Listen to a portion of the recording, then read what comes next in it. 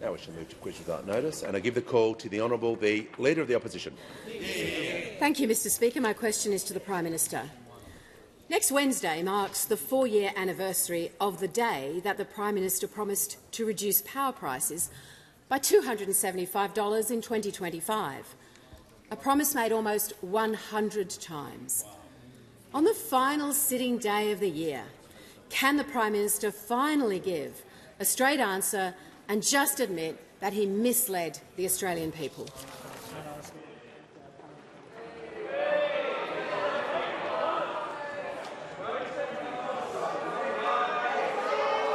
Order.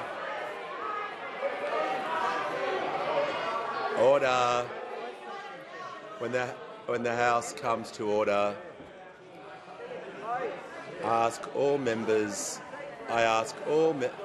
members on my left, I ask all members on my right will cease interjecting.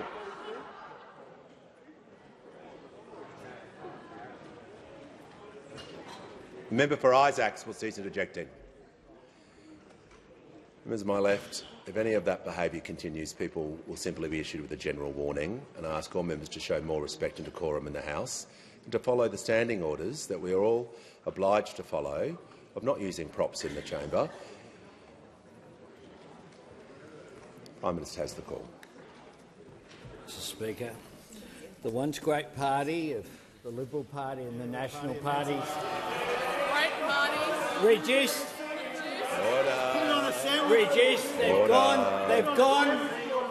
They've gone from either being a party of government or the alternative party of government into play school, Mr Speaker, into play school. While the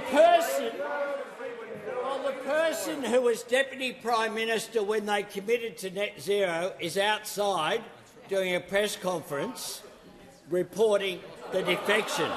Reporting his defection from the National Party. But of course they've come a long way since those golden days of caring about energy policy and the environment under Scott Morrison and Barnaby Joyce. Member for Lyne, the member for Burke. When they stood up and committed to net zero, when they acknowledged that the climate wars is now warned. Were causing a failure of investment. Now, my learned colleague up there, Phil Curry, had this to say. In reality, the climate wars of the past 2 decades... The member for Groom.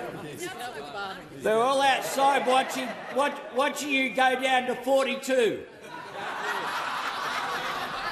In reality, this is what Phil Curry had to say. In reality, the climate wars of the past 2 decades, caused primarily by recalcitrance from the Conservatives, is the reason why the energy grid today is such a dysfunctional and costly mess as it tries to play catch-up. That is what, in that radical journal, the Australian Financial Review had to say. But today, instead of having tactics committee meetings in the morning now, they have the equivalent of paper yoga. Trying to paper over the cracks in the coalition, where the Leader of the Opposition, who doesn't support the policy that she's been out there spruiking, but supports net zero and said she did from the day that it was adopted, when half of those opposite there support net zero, half of them don't, but where the National Party has proudly said that they are now leading, and they follow. This is what the Leader of the NACS said. This isn't the first time the NACS have set the policy agenda and the Liberals have followed. Indeed, that is right. Order. The Minister for Climate Change and Energy in the House comes to order. We'll hear from the Honourable Member for Gorton. Yeah. Thank you, Speaker. My question is to the Prime Minister. How is the Albanese Labor government delivering stronger environmental laws that benefit our economy and protect Australia's unique natural environment? What have been the obstacles to reform? The call to the Prime Minister. Member for Gorton, who of course campaigned so strongly in the lead up to the May election, even though some of those opposite thought it was a seat that was about to fall. But congratulations on the outstanding result. I didn't visit Gorton during the election campaign. I was busy in Deakin and Menzies. So I apologise for that for the member for Gorton. But this is a win for business, it's a win for the environment, and it's a win for the country.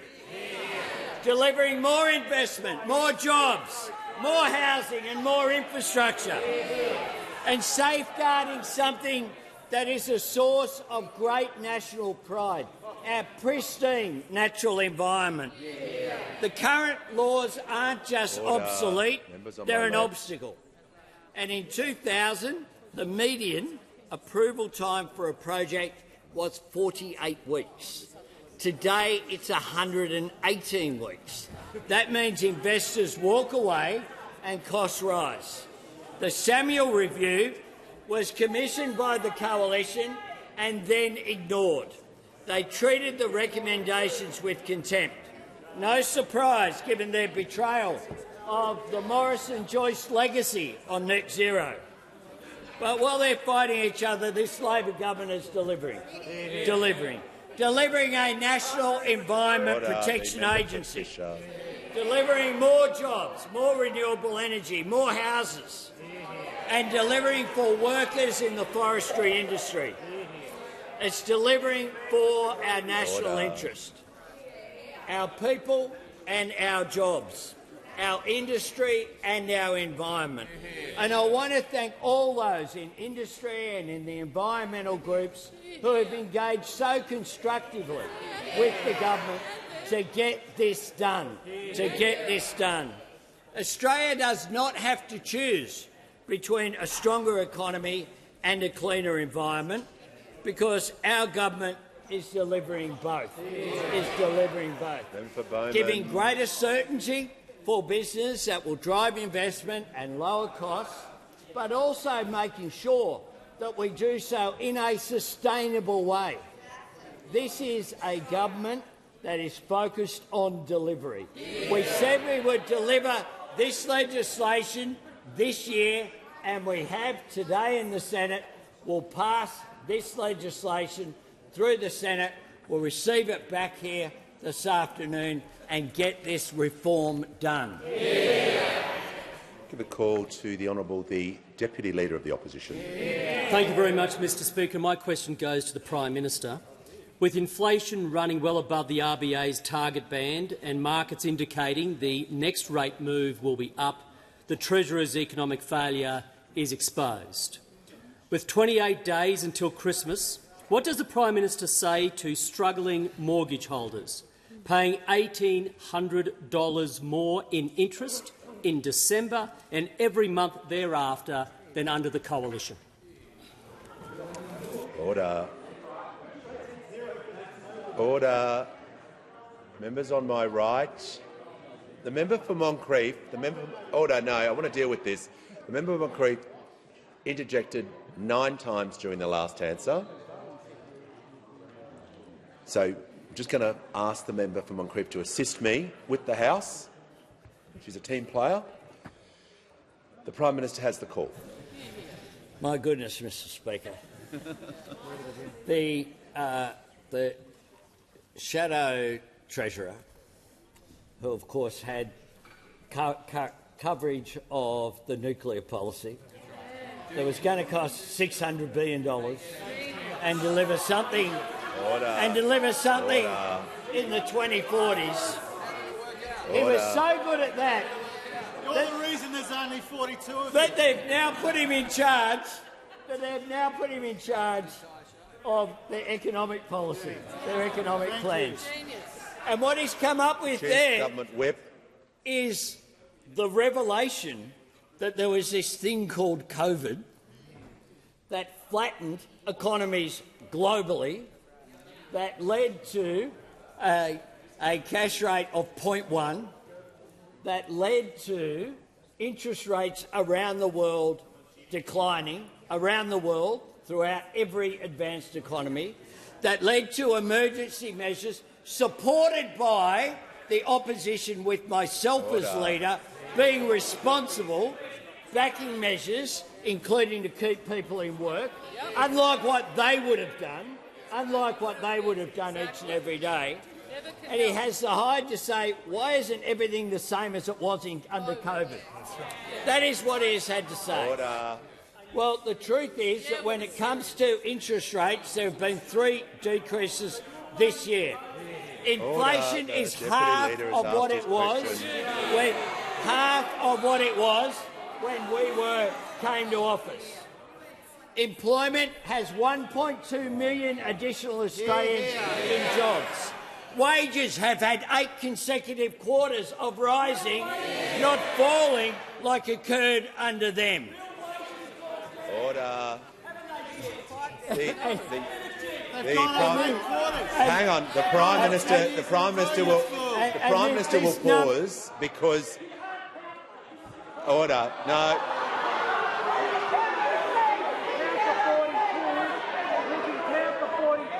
All right. The Deputy Leader of the Opposition and the Treasurer are welcome to take their conversation outside. Order.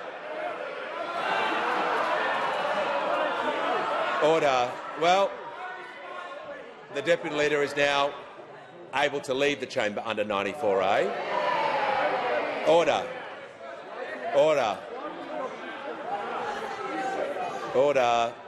There is far too much noise. We're just going to take the temperature down. Prime Minister for the remainder of his answer. Say good day to the member for New England, Mr Speaker. I have to say good day. They're on 42, now they're at 41. We'll see if we can get him into single figures by 3, Mr Speaker. Because what we have been doing is cost of living measures to make a difference to people. Whether it's free take, lifting wages, making sure that medicines are cheaper, making sure across the board that people could see a doctor through the increased investment in Medicare, the urgent care clinics, the paid prac for nurses, teachers, social workers and midwives. The more than 1 million Australians who today have got registered and then will be receiving text messages in coming days to cut 20% off their student debt. All of these measures opposed by those opposite. Time has concluded. Give the call to the honourable member for Menzies. Thank you, Speaker. My question is to the Minister for Education. What is the Albanese Labor government doing to help Australians with a student debt? What has been the response? Give the call to the Minister for Education. Thank you, Mr Speaker, and can I thank my good friend, the mighty member for Menzies, for his question. Mr Speaker, in the wee small hours of this morning between 3 a.m. and 6 a.m, when I hope most of us were still tucked up in bed, something very big happened. 1.5 million Australians had their student debt cut by 20%. And next Thursday it's all going to happen again. Another 1.5 million Australians will have their debt cut by 20% as well. This is the biggest cut to student debt in Australian history. And to give you an idea just how big this is, for the average Aussie with a student debt, it means $5,500 off their back, off their debt. It's all automatic. You don't have to do a thing. Just wait for the ding. As the Prime Minister said, the text message will come next week. But it is important to know, Mr Speaker, why this has happened. There is one reason that this has happened, and that's because of this man here, because of this Prime Minister, because of this Labor Prime Minister, because he promised it, because he fought for it, because he believes in it, because he believes that young Australians deserve a break, and because millions and millions of Australians voted for it. And, Mr Speaker, as one very smart National Party MP said, or potentially former National Party MP said, quote, "My kids are paying off a university debt and I reckon they voted Labor."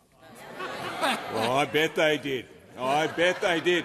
But even now there are still members of the Liberal Party who think this is a bad idea. On Monday, the member for Goldstein described celebrating this as quote-unquote despicable. You've got to ask yourself, what sort of planet does this mob over here live on?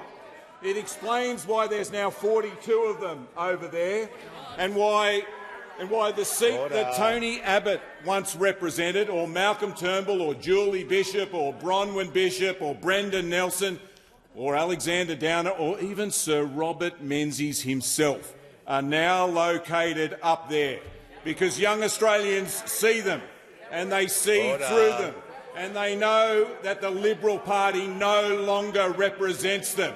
And they also know this, that it's this Labor government and this Labor Prime Minister that's cut their debt by 20%. Before order, the Manager of Opposition Business, I'd like to do some acknowledgements and some recognitions, if I can. Just ask the House to settle.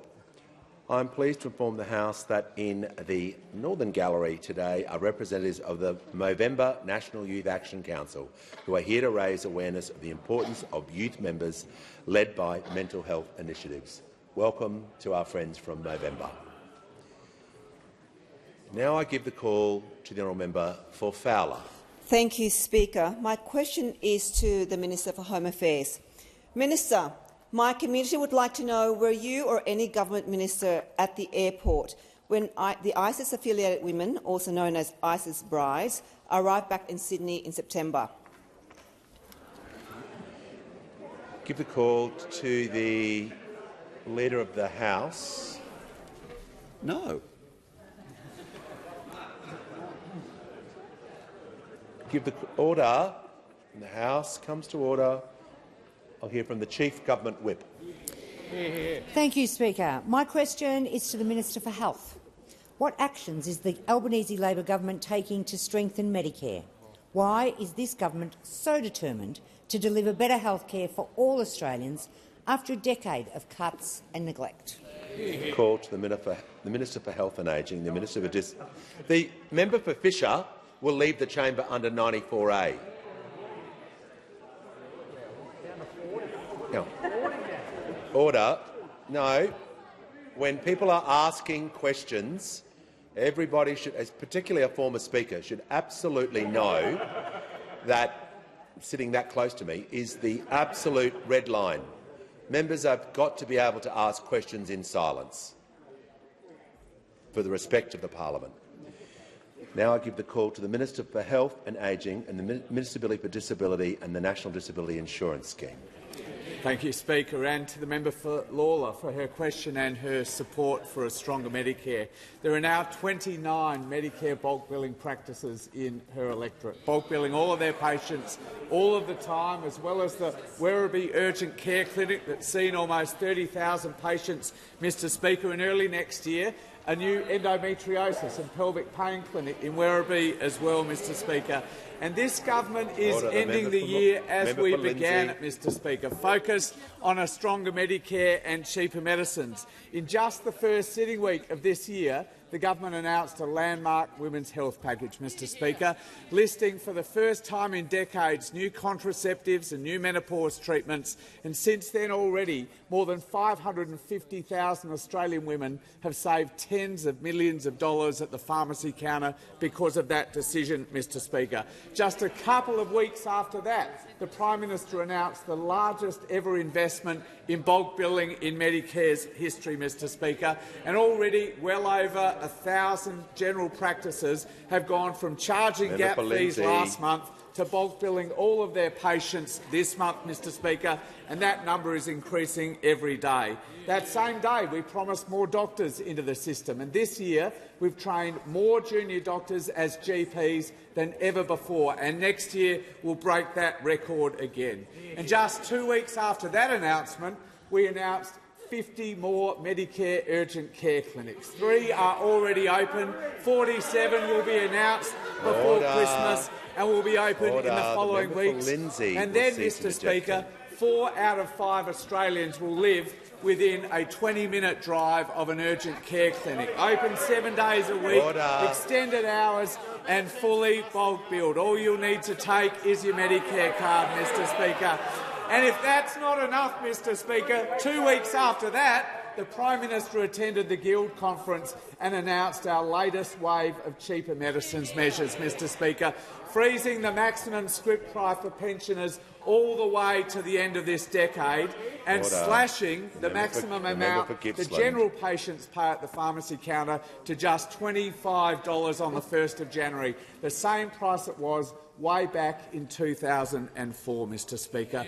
Mr Speaker, this was the most comprehensive health policy package any party has taken to an election since Bob Hawke promised to introduce Medicare in 1983, Mr Speaker, and we are delivering on every single thing that we promised, Mr Speaker, because for this party, for the Australian people, nothing is more important than a strong Medicare.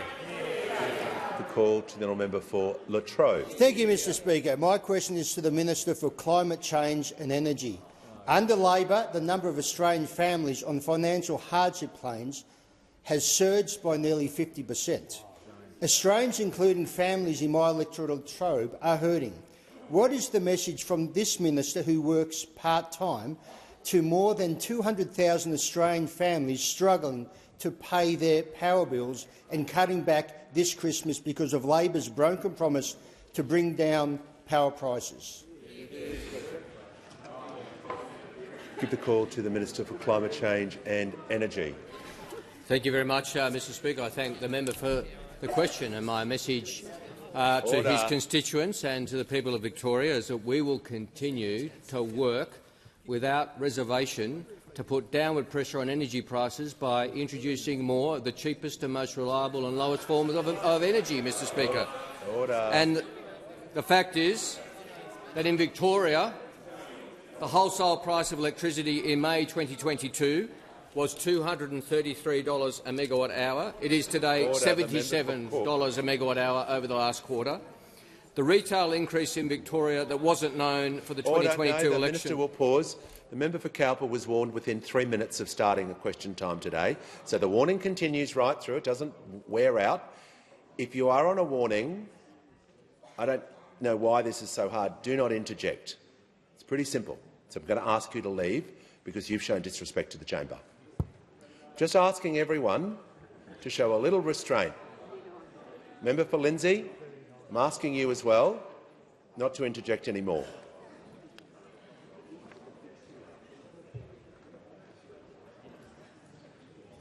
Minister in continuation. Thank you, Mr Speaker. The retail increase in Victoria that wasn't known before the 2022 election, which should have been known, was $61 for households and $270 for small businesses.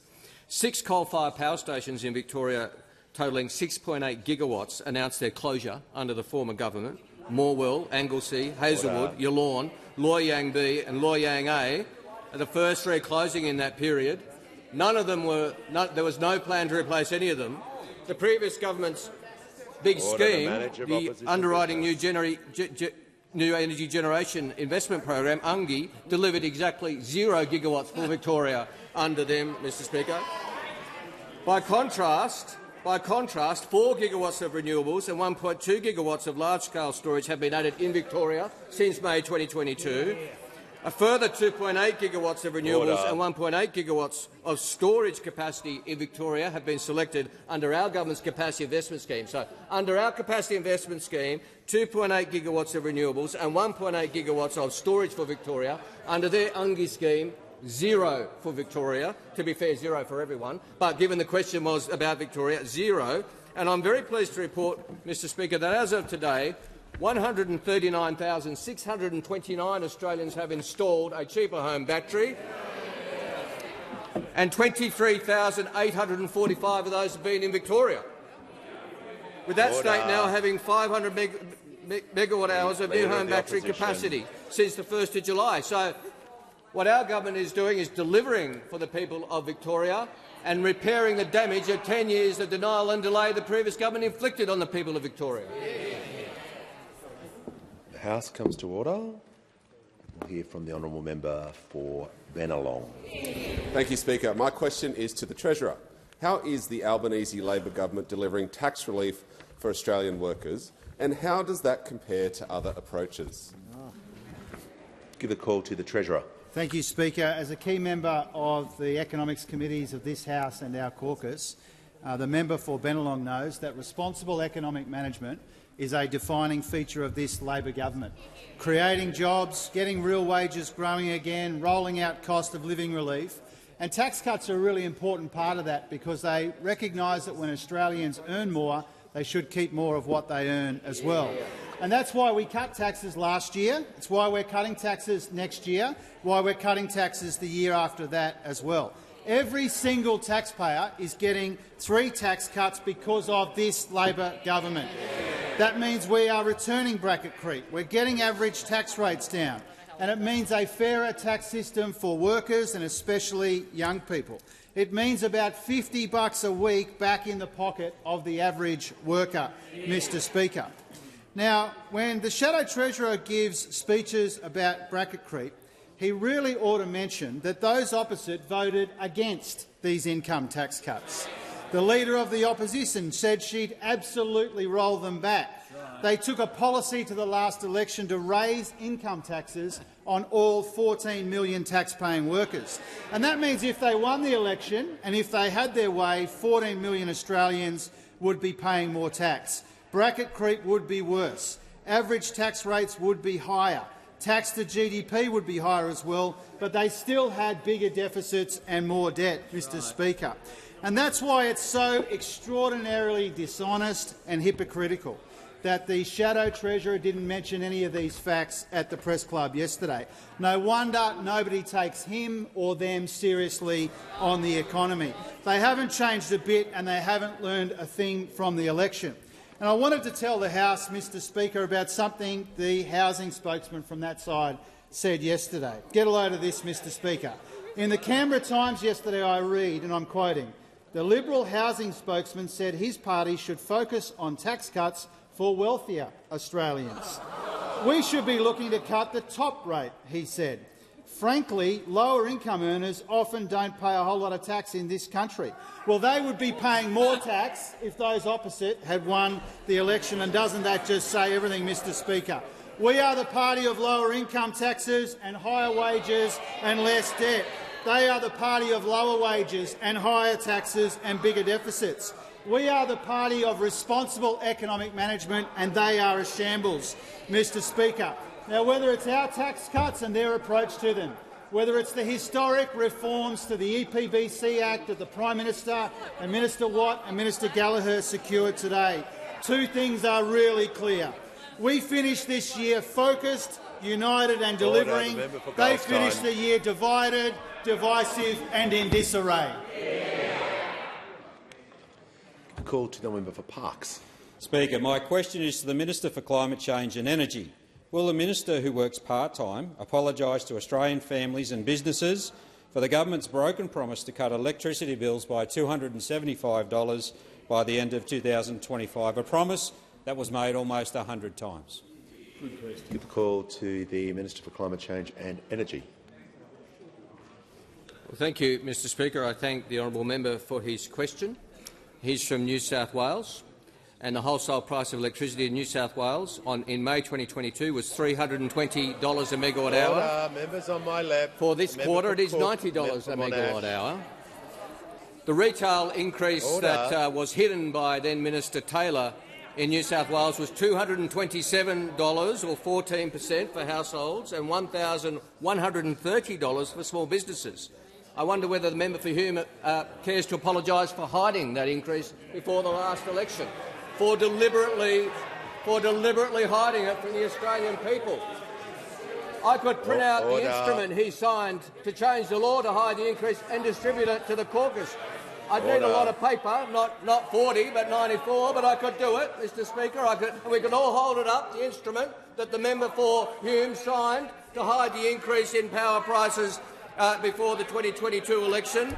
7 coal-fired power stations in New South Wales, totalling 11.3 gigawatts, announced their closures under the former government, including Liddell, Mount Piper, Araring, Bayswater and Vales Point B. And you know how many gigawatts Minister Taylor's UNGI scheme delivered for New South Wales? Member for Eden Minero's onto it. None, zero gigawatts delivered under the UNGI scheme. By contrast, Mr Speaker, 5.7 gigawatts of renewables, 1 gigawatt of large-scale storage and 1 gigawatt of firming gas has been added in New South Wales since May 2022. A further 5.4 gigawatts of renewables and 1.2 gigawatts of storage in New South Wales have been selected under our capacity investment scheme. That's delivery. That's what delivery looks like for the people of New South Wales. No, the member for Parkes, the minister was being directly relevant. You couldn't be more directly relevant reading facts and figures about the price of energy when he was asked about the price of energy. Order. Order. I've been crystal clear about points of relevance and taking points of order on relevance. If he was talking about something else, he wouldn't be directly relevant, but of course he was. Give the call to the member for Cunningham. Thank you, Speaker. My question is to the Minister for Housing, Homelessness and Cities. What is the Albanese Labor government doing to build more houses for Australians? Are there any risks to the delivery of these homes? Give the call to the Minister for Housing, the Minister for Homelessness and the Minister for Cities. Thanks, Speaker, and I thank the member for Cunningham for her question. We are so lucky to have her powerful voice representing regional Australia in our caucus, as are so many regional MPs behind me representing the Labor Party, Speaker. Now, Mr Speaker, we're in the middle of a housing crisis that's been cooking for 40 years, and the answer is we've got to build, build, build. But to build, we first need to approve. And for so many housing projects that we see around the country, it takes much longer to get approval to build a home than it does to actually build one. And this is one of the things that our government is working to change. So this is a really important day today, Speaker, as we take a big step forward in reforming Australia's broken environmental laws. Speaker, Australia's new environmental laws will reduce approval times for housing, in some cases from years down to weeks. A faster yes and a faster no to give home builders the certainty that they need. Now, those opposite continue their yapping as usual about the views of industry, but I want to let them know that the Property Council have come out fiercely supporting these changes today. They said these new laws give businesses greater certainty, support better environmental outcomes and speed up housing supply. Now, Speaker, housing remains a really, really important challenge for our country, but there are some great green shoots of progress that we're starting to see. Speaker, you know our government's delivering 55,000 much-needed social and affordable homes. We've got building approvals in Australia today up 15% on where they were a year ago. We've got 1 million households around the country benefiting from our almost 50% increase in Commonwealth rent assistance, and we've now seen 59,000 construction places taken up as part of fee-free TAFE. Now, Speaker, I was asked about risks to delivery, and there are many, not as many as there were earlier today, Speaker, but they sit opposite me. Those opposite had a prime opportunity to use the power that they have in this parliament to help us fix Australia's environmental laws. But what did they do instead, Speaker? They decided to be completely irrelevant and focus on their favourite activity, which is undermining each other at every single turn. Now, Speaker, we have got an opposition so divided they are organising separate clashing drinks events for different leadership contenders. My support sits with the member for Lindsay, Speaker. Yeah. Members on my right, the member for Reid is now warned. Well, we can just hear from the Manager of Opposition Business. Yeah, just on relevant, Speaker, the Minister was asked about housing, and she's not addressing housing at the moment. New South Wales built less houses this year than last year, so right, maybe she could get back to the topic. Minister, yep, the Minister was asked, are there any risks to the delivery of these homes? So just want to make sure, I'm working with you, just want to make sure for that part of the question she's making her answer directly relevant, and she'll need to talk about the risks, not just opposition policy. She'll need to answer the question that she was asked about. Thank you, Speaker, and I think it shows very clearly part of the problem, that those opposite can't see the massive division that they bring to this parliament every day and the risk that that poses to good government across our country. Right. Now, Speaker, we have seen something extraordinary happen today, which is even the member for New England calling it quits. And when Barnaby thinks there's too much drama, Speaker, Order. you know the wheels are really falling off. Order. Speaker, the Minister we're will focused resume on her delivery. And the Minister will also refer to all members by their correct titles. Order. I'll give the call to the member for Wannon. Thanks, Speaker. My question is to the Minister for Climate Change. This week the Minister said he was, and I quote, focused like a laser on energy prices. Minister, when will Australians see a $275 reduction in their retail power bills?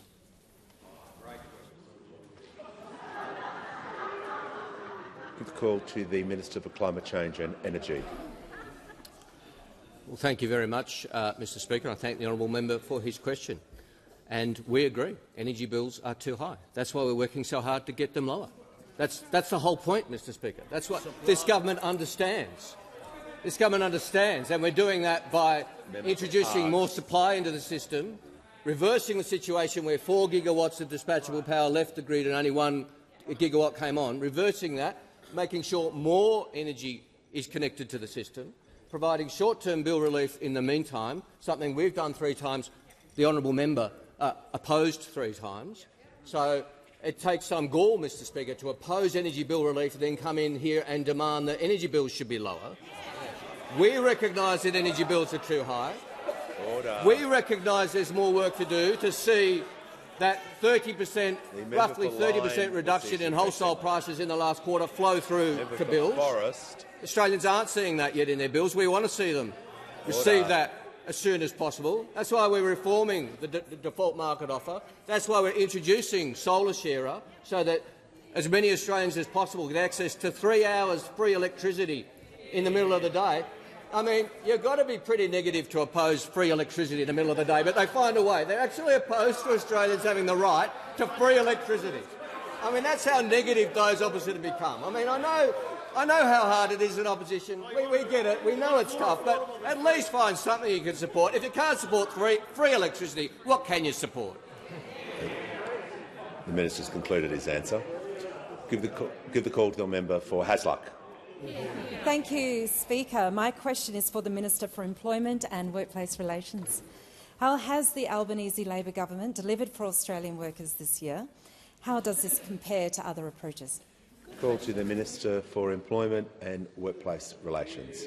Well, thank you, Speaker, and I'd like to thank the hard-working member for Hasluck for her question.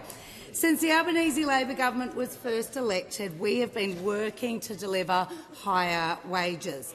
Just a few months ago, we passed legislation to protect penalty and overtime rates, delivering on our election commitment. This means for all those workers relying on these rates over the Christmas period, they can be reassured that under this government, their penalty and overtime rates are protected. Now, this year our government advocated to the Fair Work Commission for a wage increase for our lowest paid workers, meaning that over the course of this Labor government, minimum wage earners are on average more than $9,000 better off. Now, our world-leading gig worker reforms are delivering platform delivery drivers in Australia minimum standards, including life-changing pay increases.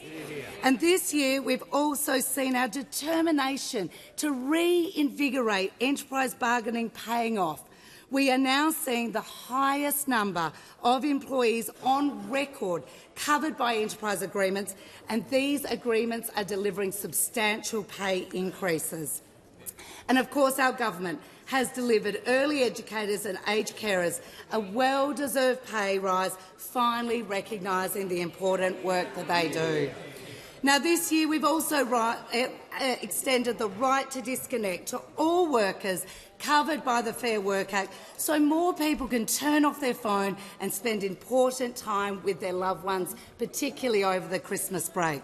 While our government is getting on with delivering our commitment to get wages moving, I will compare that to those opposite.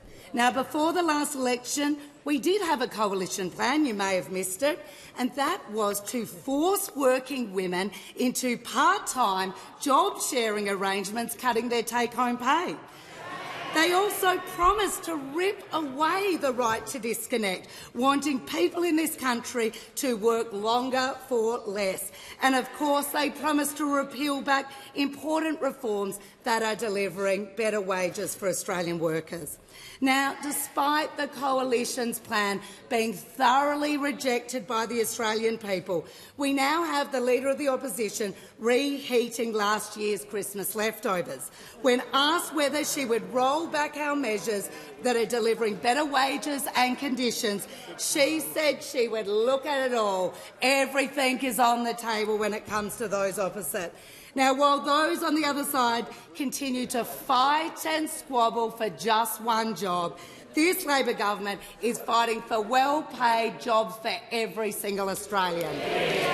Call to the honourable member for Kooyong. Thank you, Speaker. My question is to the Minister for Home Affairs. In the last 3 months, the government has signed a secret MOU to pay Nauru at least $2.5 billion to house an undisclosed number of asylum seekers. Allegations of corruption have been made against multiple members of the Nauruan government, and it's been reported that Australian bikie gangs have won contracts to manage security on Nauru. Minister, is it your position that the opacity, wastefulness and cruelty of these arrangements reflects well on this country? Call to the Minister for Home Affairs and the Leader of the House. Thanks very much, Mr Speaker. I want to deal really specifically with the final part of the question and very directly about why the arrangements we have with Nauru are important and really important for Australia to have. The issues that you raised with respect to some of those contracts, when I last met with the President of Nauru, David Adiang, who I've dealt with since 2013 when I was previously Immigration Minister, the various allegations were taken seriously by him, and I trust that the Government of Nauru is dealing with that. But why these arrangements are in place is for a very good reason. And let me go back first of all to 2013 when I was previously Minister for Immigration. At that point, through what we did with our arrangements with Papua New Guinea and Nauru, we took the number of people who were risking their lives at sea by boat in just 3 months to be cut by 90%. That's right. That would not have been possible without those arrangements. When I first came into that portfolio, the boats were at the highest rate they had ever been, and there was a real human cost in that. I had 33 people die on my watch, drown at sea. The youngest of them was a baby. His name was Abdul Jafari. Today he should be 12. He should be 12 today, but he's not. And to make sure that we have a pathway to stop that trade in misery is an important and decent thing for Australia to do. In the same way, the more recent arrangements, which were referred to in the question as being about asylum seekers, there was no mention in the question about the fact that the particular people we're talking about there are people who have committed serious crimes in Australia. And it's a bit of a big detail to leave out, because these are individuals who have had their visas cancelled for a reason. And Australia has to be a country where visa cancellation is meaningful. When we had the High Court decision on NZYQ, we had a situation where all of a sudden it meant for some people, if your visa was cancelled, you'd have to return to your country of origin or go somewhere else. But for others, visa cancellation would in fact be meaningless for them. They would live in the community in the exact same way. And that's not the way to run a serious immigration system. As a nation, It is right and proper that any country is able to have control of its visa system. And almost everybody who is in Australia on a visa is a good guest in this country, respects this country and is welcome here. But when people, and there are some extraordinary levels of crime for people in that particular caseload, when they have their visas cancelled, it has to have meaning. If we can't return them to their country of origin, then I am grateful that the Government of Nauru has given us a pathway for the third country resettlement arrangements which were put through this parliament. Yeah. Call to the member for Hunter. Thank you, Mr Speaker. My question is for the Minister for Aged Care and Seniors. What has the Albanese Labor government done to repair and rebuild our aged care workforce? Why was this necessary? Give a call to the Minister for Aged Care and the Minister for Seniors. Thank you, Mr Speaker. I thank the member for Hunter for his question, and I thank him for the work that he's doing improving the health of men all across our country, including through his most recent and certainly most successful hair removal experience. Speaker, when we came to government, we inherited an aged care sector crippled by a decade of neglect, a workforce stretched to breaking point, wages that failed to reflect the skill and professionalism of the job, and a system held together only by the dedication and sheer hard work of its workforce. And, Speaker, let me say this clearly. Aged care workers are the backbone of our system. They are skilled, compassionate professionals who show up every day for our loved ones. They deserve a government that shows up for them, and that's exactly what this Albanese Labor government is doing. While those opposite spent years fighting among themselves, dividing, delaying and denying the Royal Commission's most urgent calls, we got on with the job of rebuilding the workforce that older Australians rely upon. We've delivered the biggest pay rise in the history of aged care. So far, 4 rounds of fully funded pay rises recognising aged care work as the professional, essential work that it is. Today, the average registered nurse is making $28,000 more than they did before, meaning the award has increased by about $550 a week. These are life-changing numbers. There is no better cost of living help than a pay rise. Valuing workers isn't just good policy, it's how you deliver better care. Speaker, we've also made 24/7 nursing in aged care homes a reality. Getting nurses back into nursing homes is now a legislated requirement met by nearly every facility in the country. We've introduced mandatory care minutes and strengthened regulations so every older person receives the safe, person-centred attention and care that they're entitled to. This is about lifting standards and lifting the status of the workforce. And we've invested in a pipeline of workers for the future, funding thousands of free TAFE places, retention payments and scholarships, alongside better migration settings for targeted roles. Mr Speaker, workforce shortages don't vanish overnight, but the difference is this. We have a plan, and we're delivering it side by side with the incredible aged care workers who make this system run, not at their expense. And after a decade of division and drift, we're delivering renewal. While those opposite look for the next fight, this Labor government will keep valuing workers, lifting standards and building a system that gives every older Australian the dignity and the respect that they deserve. The call to the Honourable Leader of the Opposition. Thank you, Mr Speaker. My question is to the Prime Minister. In his self-described year of delivery, and after 3.5 years of Labor, the Prime Minister has delivered the largest decline in living standards in the developed world, lower productivity, more debt, higher inflation, and now, as many economists warn, the real prospect of higher interest rates.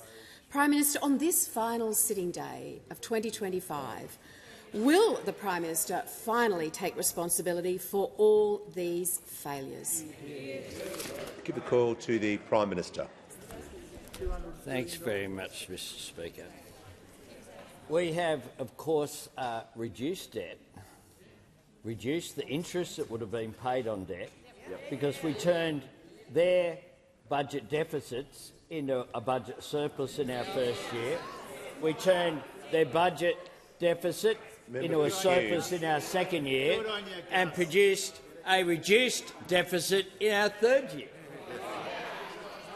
Our economy is growing very unusually across the developed world. We have had 0 quarters of negative growth. Inflation is down to half of what it was under those opposite. Interest rates have come down 3 times this year. Wages have increased 8 quarters in a row. They're growing at the fastest pace since 2012, the last time Labor was in government. We had the lowest average unemployment rate of any government in 50 years. 1.2 million additional jobs, 3 out of 5 full-time and 4 out of 5 in the private sector. We have the smallest gender pay gap on record. We have fewer days lost to industrial disputes compared with those opposites. We have a record number of small businesses.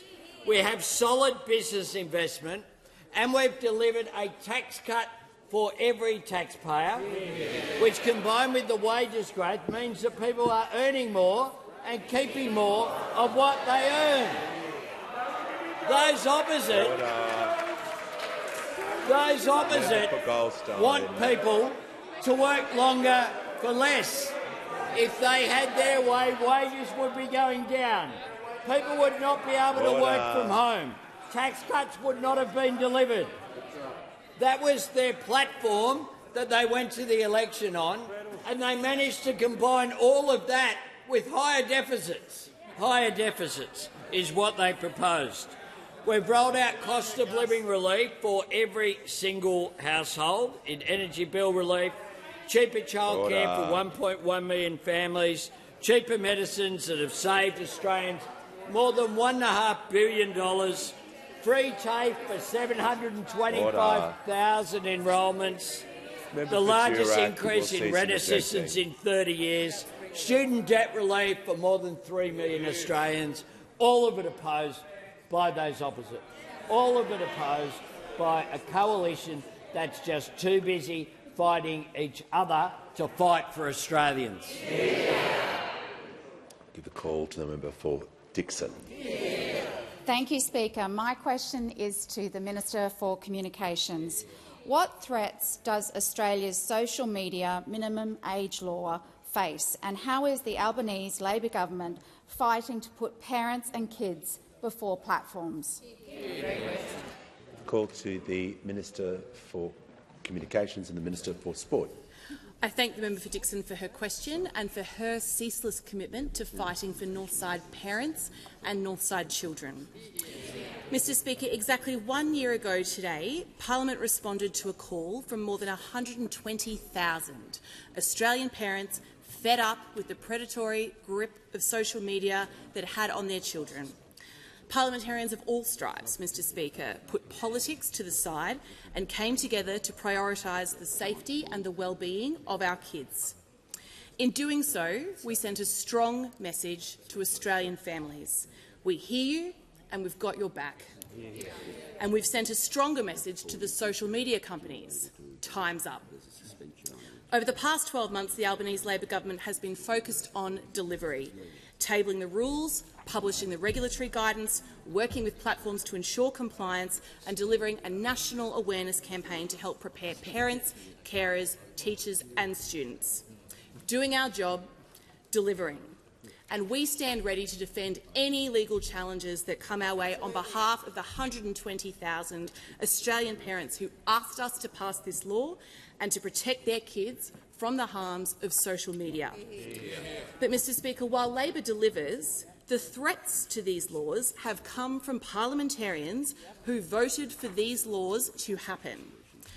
Mr Speaker, for the past 6 months, the Shadow Minister for Communications and her far-right co-conspirators have done everything they can to erode trust in the law they passed.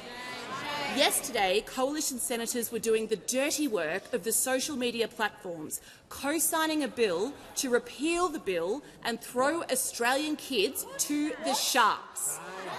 They are dog-whistling about needing a digital ID to access social media, despite the fact the Senate passed a coalition amendment which prohibits platforms from requiring ID, and with any company caught forcing users to hand over their ID facing fines of up to $10 million. And in a cosmic sign of events to come, Mr Speaker, yesterday the Shadow Minister for Communications threw her previous coalition leader under the bus, saying that in hindsight she probably would not have supported the law. There's a predictive text field to their chaos, Mr Speaker, but we will not accept that chaos misleads young Australians. If the current leader of the opposition supports protecting children from the harms of social media, then stand up, join the government in backing Australian parents and making sure this law is a success. Anything short of that, Mr Speaker, is a complete capitulation to big tech and to even bigger political threats. Order. Member for Barker, I reminded the House yesterday about those comments. They are disrespectful. Give the call to the member for McKellar. Thank you, Speaker. My question is to the Minister for Resources. Minister, more than 80% of Australia's gas is used for exports, tripling domestic gas prices and doubling electricity prices. In 2011, Santos's Gladstone LNG joint venture signed export contracts despite not having sufficient gas reserves, forcing gas to be diverted from the domestic market. Can the minister confirm that this egregious export contract will not be extended beyond 2031 when it expires, as recommended by the ACCC? Call to the Minister for Resources and the Minister for Northern Australia. Thank you very much, Mr Speaker, and I thank the member for McKellar for her question. I refer to the contents of that question. As you would be aware, as a member would be aware, the government is undertaking review of the gas market, and the intent of this review is to carefully examine how our gas policies work for our economy as part of the all-important energy transition, which I know the member supports, unlike those opposite. The review is examining the effectiveness and coherence of existing regulatory mechanisms to identify improvements with the aim of creating a long-term, stable regulatory environment. The Minister for Climate Change and Energy and I have been working closely on this for some time. It is nearing its conclusion, and we will speak more about that in due course. It is helpful to answer your question to go through the guiding principles around the review. To secure supply of gas for Australians is a very important objective, to support the transition to net zero, and of course that Australia will remain a reliable trading partner, supporting energy security in countries like Japan, Singapore, Malaysia, but of course the Republic of Korea as well. In relation to Cogas and Gladstone LNG, I would note that Cogas is a co-owner of GLNG and indeed has invested $1 billion into the Queensland economy to build that facility. The arrangements you speak about expire in 2031, and all I can say about those arrangements is that whatever arrangements occur at that time will have to meet the obligations and requirements under Australian law. Give the call to the member for Ford. My question is to the Minister for Infrastructure, Transport, Regional Development and Local Government. What is the Albanese Labor government doing to deliver the infrastructure Australians need? What other approaches to infrastructure are there? Call to the Minister for Infrastructure, the Minister for Transport, Regional Development and Local Government. Thank you very much. And can I thank the member for Ford for his question? I always love visiting your part of the world. Queensland's beautiful beaches are ready-made, but we do know there's work to do on the roads and rail across the state, and our government is delivering. For decades, it's been clear to anyone who sat in the traffic jam next to Movie World that a north-south alternative to the M1 is required. Over 210,000 vehicles routinely use the M1 on the busiest days between Coomera and Nerang. Now, I'm pleased to share that the fix is here. The Coomera connector is coming. The new 4-lane, 4-kilometre section of the Coomera Connector, which will be inventively named the M9, will provide a vital alternative route to the M1 for locals between Coomera and Helensvale. I look forward to opening this much-needed project with my good friend Minister Brent Mickelberg and the member from Ford next week. I'm proud to be working with Brent on our $7.2 billion investment in the Bruce Highway, with construction already getting underway. The Beef Roads, where work has finally started. We've finally got that project off the ground, upgrading key cattle freight routes across central Queensland. Construction on the Rockhampton Ring Road, where we had to put millions of dollars more in to deliver because it was shortchanged by those opposite. Only Labor delivering the Rockhampton Ring Road and the Mackay Ring Road, two massive projects being delivered by a federal Labor government in partnership with the Queensland government. And planning is underway for rail improvements between Logan and the Gold Coast and better rail links to the Sunshine Coast, where work is already underway, upgrading the rail between Berribum and Nambour. Now, Minister Mickelberg and I also worked with the Brisbane City Council to deliver Brisbane Metro, and all three levels of government are now collaborating on the business case to see it expanded even further. It's a new way of doing business between federal and state governments. We actually work together. I know that is a foreign concept to those opposite. We work with our state colleagues. When they were in government, they didn't just fight with each other, they also antagonised the states. They called West Australians cavemen. They talked down premiers who disagreed with them. They cut funding to projects, key projects like Brisbane's Cross River Rail.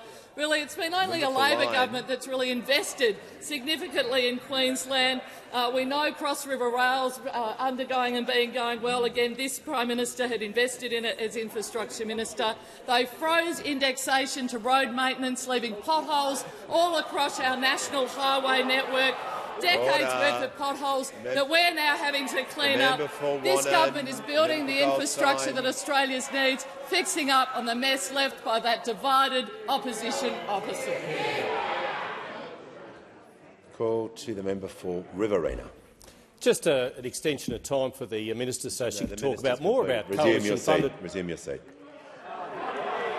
Resume your seat. Order. Nice try, member for Riverina. Order. When the House comes to order, give the call to the honourable member for Hinkler. Thank you, Mr Speaker. My question is to the Minister for Climate Change and Energy. How many meetings of the National Security Committee of Cabinet, which deals with important energy security issues, does the Minister, who works part-time, expect to miss while he is overseas at his full-time job as President of COP negotiations? Order. Prime Minister. Speaker, I'll take the question as the chair of the National Security Committee. Order. It's actually a breach of the law to talk about what happens at the National Security Committee. Order. Order. Members on my left. Yeah. Order. The Minister for Climate Change. The member for Hume. When the House comes to order. I know it's the last day, but we're going to get through this. So I'd like to hear from the member for Boothby. Thank you, Mr Speaker. My question is to the Leader of the House. As the parliamentary year draws to a close and we move towards the Christmas season, what are the different approaches to delivery that have been taken so far in the 48th Parliament? Call to the Leader of the House. Thanks very much, Mr Speaker, and I thank the member for Boothby for the question, because the approach to delivery could not be more stark. We have in this 48th Parliament since the election, because we have an Albanese Labor government cutting 20% of student debt, because we have an Albanese Labor government having cheaper medicines, because we have an Albanese Labor government protecting penalty rates for Australian workers, because we have an Albanese Labor government 5% deposits for first home buyers. And add to that today, because we have an Albanese Labor government, long-awaited environmental reforms, and I might say Australian content obligations for streamers.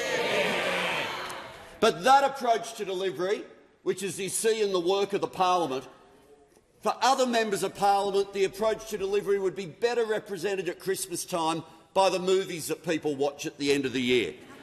Because the great Christmas story, the Christmas Carol, I suggest they all watch a version of it, probably the Muppet version of the Christmas Carol, and in doing so, don't focus on the tragedy of Tiny Tim.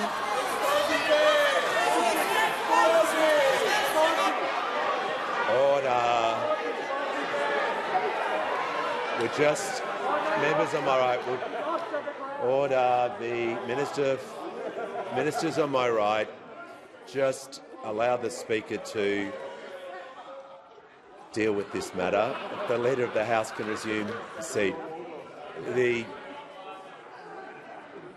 There's only one point of order that you could be raising on, but I'll give you the benefit of the doubt. The member for Wannon. It's on relevance. This is about delivery. Now, you could talk about delivery.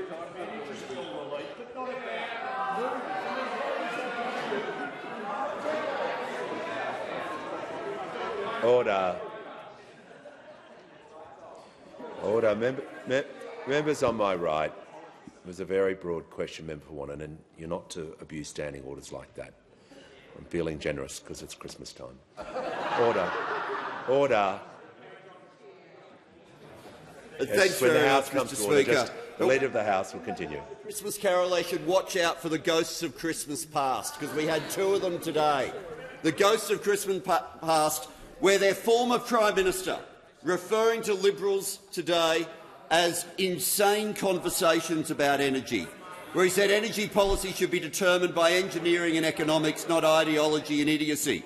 But the other ghost of Christmas past, the member for New England, who was the deputy to Malcolm Turnbull, has decided to declare today that he will refuse to join any political party that will have him as a leader. Order. Just the Leader of the House. We've got a minute to go, but I just ask you to. The Leader of the Opposition. Mr Speaker, following on from your frequent rulings, my point of order goes to the order of the House. This garbage is out of order.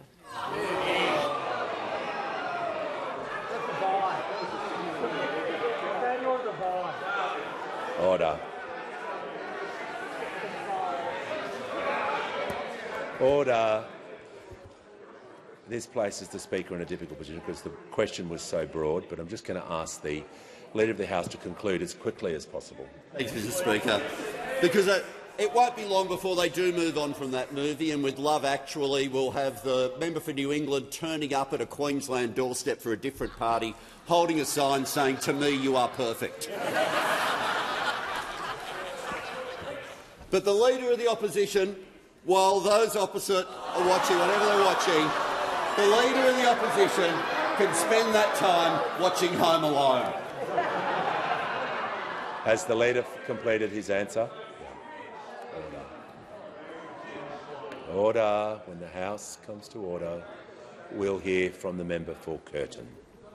My question is for the Prime Minister. The average house price has gone from 4 to 9 times the average income in the last 25 years, locking younger Australians out of a home. If this government is trying to address the housing affordability crisis, are your policies aiming to increase, plateau or reduce house prices? Call to the Prime Minister. What we're doing, the member for Curtin, is increasing supply. So what we want to do is to provide on my left, more social and public housing, point number one, and that's what we're doing through our Housing Australia Future Fund. That's what we're doing through Housing Australia.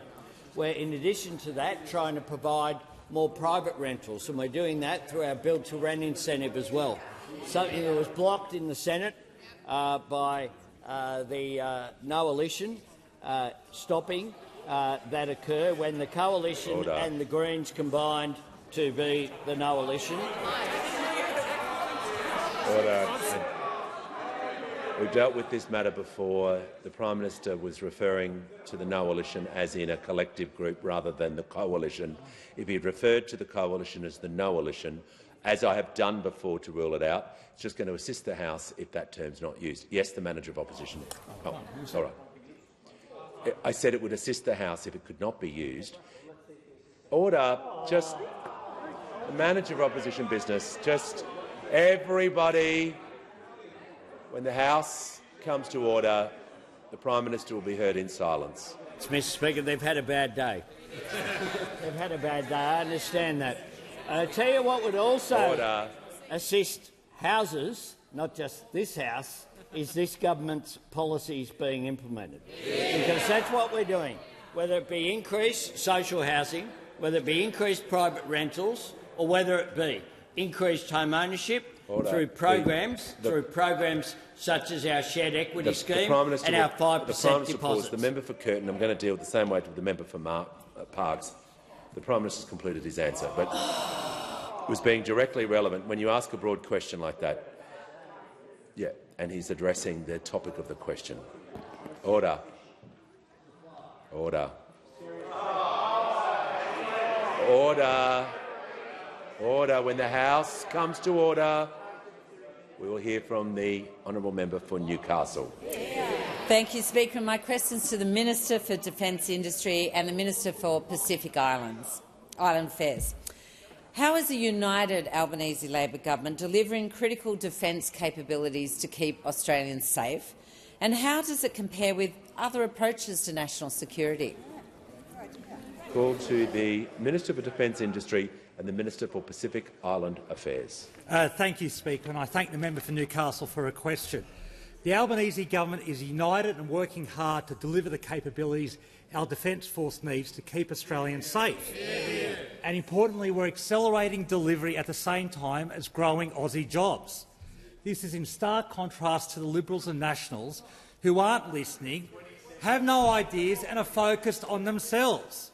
We've delivered naval strike missiles, Tomahawk and SM-6 missiles, to the Navy years ahead of schedule, increasing the Navy's range tenfold. We're more than doubling the Navy's warship fleet, and we've selected the Megami-class frigates months ahead of schedule, with the first frigate to be delivered in 2029. And, Speaker, our first frigate will be delivered 5 years ahead of the Coalition's planned first new warship, and will deliver 4 new warships when they plan to deliver 1.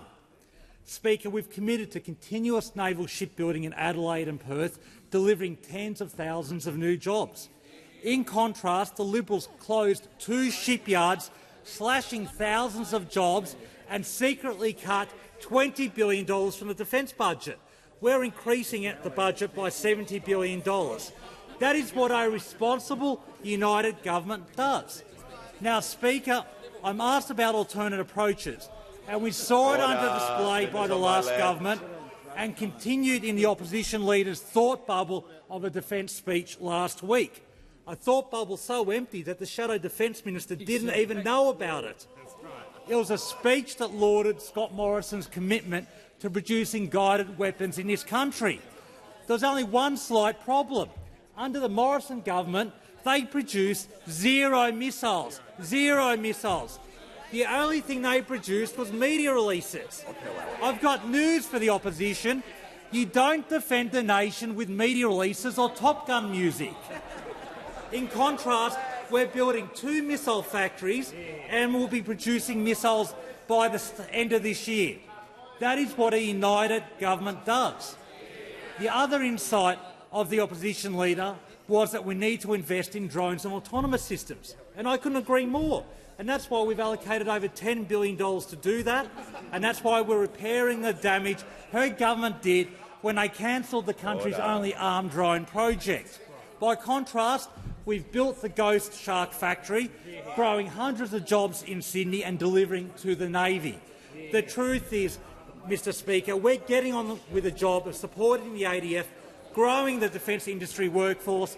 Only one side of the parliament can be trusted with national security, and it's sitting right over here. The call to the honourable member for Durack. Here we are. Thank you. My question is to the Minister for Climate Change and Energy. The Vinnie's WA CEO Anne Curran has delivered this damning assessment of life under Labor, and I quote, The demand for our support services, particularly for emergency assistance, is greater than ever before. Not only are people struggling to pay their rent, but they don't have enough money left at the end of the week to buy essentials such as food. Can the minister, who works part-time, confirm that the government's failure to deliver its promised $275 power bill has ruined Christmas? Give the call to the Minister for Climate Change and Energy. Well, thank you very much, Mr Speaker. I thank the honourable member for her question, and we would agree with the Chief Executive of Byrnes that energy prices are too high, and that's why we're working hard to reduce them. That's why we're working so hard. That's why we're working hard to ensure more energy supply in Western Australia. 2 coal-fired power stations in Western Australia announced their closures under the former government, Muja A and Muja B. Minister Taylor's scheme, UNGI, delivered 0 gigawatts for Western Australia. In contrast, 1.5 gigawatts of renewables and 1.2 gigawatts of large-scale storage have been added in Western Australia since May 2022. A further half a gigawatt of storage in Western Australia has been delivered under the Capacity Investment Scheme. And I'm pleased to tell the House that 15,825 West Australian families have installed a cheaper home battery since the 1st of July, in many instances reducing their bills to 0 or getting a rebate instead of getting a bill, actually getting money in their bank account rather than sending a bill, getting a bill. Now, that is the difference that delivery makes. We have much, much more to do. We intend to keep going with that task to repair the 10 years of delay, denial and dysfunction of those opposite. Give the call to the member for Macquarie. Thank you, Speaker. My question's to the Prime Minister. How have the government's EPBC reforms been received? Great question. Give the call to the Prime Minister. I thank the member for Macquarie for her question, and of course she represents a beautiful part of Australia, the Blue Mountains, that is such an important part of our environment that links in the urban community of Sydney with the magnificent Blue Mountains area. And indeed, Graham Samuel, the person who was commissioned by the Liberal and National Party government, they chose to commission the report, they ignored it, but finally it's taken a government to put it in place. This is what he had to say today. The summation of my position now is one of relief and total elation, because at long last, after just over 5 years, the review recommendations are being implemented in total. What we've got now is progress. That is what Graham Samuel had to say. The Association of Mining Exploration Companies said this: AMEC has been working to support the best deal possible, and this is it. Went on to say the agreement finally unlocks progress on reforms industry has sought for as long as anyone can remember. The minerals industry will be a primary beneficiary of these changes.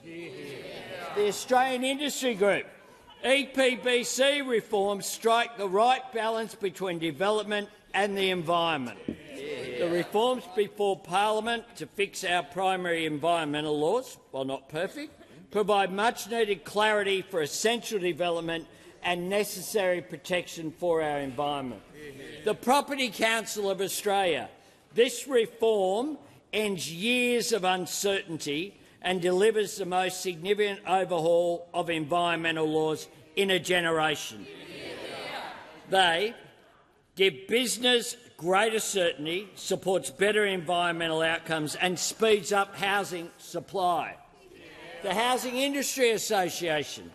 These reforms will make a marked difference in turning the dial on fast-tracking new approvals and clearing the massive backlog of approvals awaiting the green light. Dr Ken Henry, the Australian Parliament has done its job and restored national leadership to environmental protection and repair. Urban Development Institute of Australia, the progress of the Environment Protection Reform Bill 2025 signals that critical and long-awaited reform is finally underway. Mr Speaker, we made it very clear we wanted to negotiate across the board.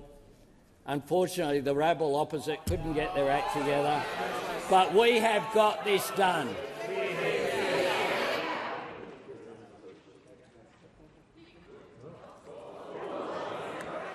Order.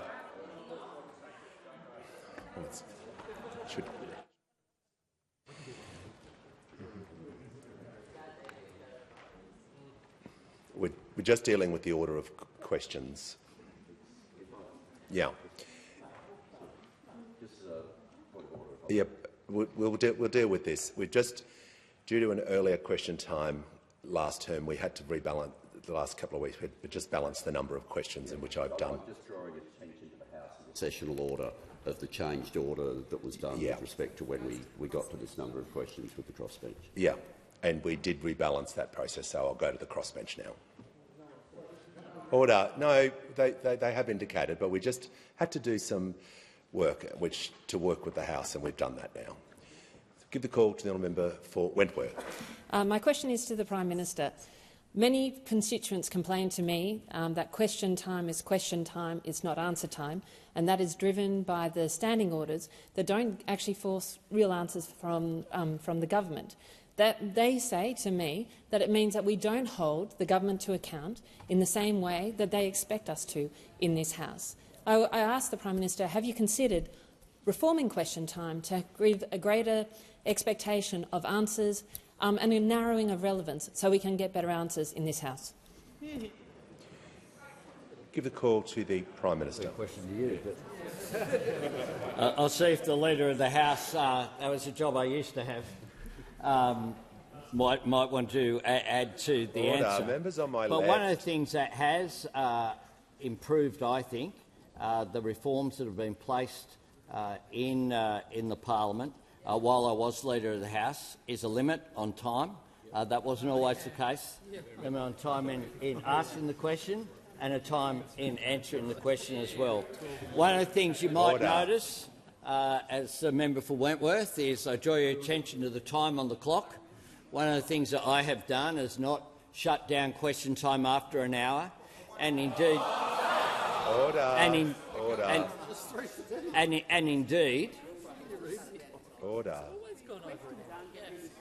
indeed, if those opposite want me to shut it down in an hour, I'll take that on board. But what I have done is make, on average, questions every single day. I'm here every single day. All my ministers are here, and we are actually the most accountable parliament. We are the most accountable parliament in the world. In the world, most parliaments on the G20. If I speak about President Paboa has not answered a question. Prime Minister Modi has not answered a question. In the United Kingdom, the Westminster system upon which we're based, there's Prime Minister's question time for 1 hour once a week, and the questions are on notice. On notice. Order. Members on my left, just come to order. On notice. There is no parliament in the world in which a government is more accountable than this government, and Australian governments of both persuasions. That is just a fact across the board. And one of the things that we do is to make sure as well that we've ensured that standing orders have been amended so that the crossbenchers get a fair crack. That's something that we have done, and this question is an example of that. Give the call. No, it goes back to the government. Order. Order. Members on my left. We'll hear from the honourable member for Melbourne. Thank you, Speaker.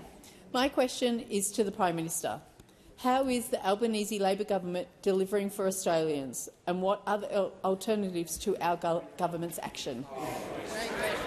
Give the call to the Prime Minister. I thank the member for Melbourne for her question. It's been a delight to visit the member for Melbourne's electorate, including to go on the first journey of the Melbourne Metro that will make such a difference to the entire system of Melbourne, because what it will do is open up the capacity of the entire network, and it opens on Sunday, and I know that there'll be a huge celebration there. That was something that we in government put $3 billion into that was ripped out by the former government. But what winning successive elections enables you to do is to deliver on the commitments that you put to the Australian people. And since May 3, we have been focusing on delivery. A stronger Medicare, higher wages, more secure jobs, making sure that people earn more and keep more of what they earn. We have been going through one by one and ticking off the legislative commitments that we have made to deliver for the Australian people. 3 million Australians having their student debt cut by 20%. 16,000 first home buyers into their own home using a 5% deposit.